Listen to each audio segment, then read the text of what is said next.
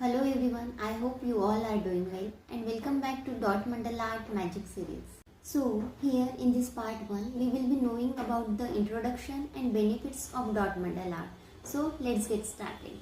The term mandala comes from the ancient Sanskrit word meaning circle, symbolizing unity, wholeness and the cyclic nature of life. In ancient time, Dot Mandala was used for the meditation, self-discovery and healing. And nowadays it is becoming a popular form of creative expression, artistic exploration and relaxation. Moving to the benefits of Dot Mandala art, it helps children to develop their fine motor skill, improve concentration, also provides them a fun and engaging way to self-discovery. Adults can benefit from Dot Mandala art as a stress relief tool and also gives a break from a daily schedule. For elders, it provides a relaxing and meditative activity.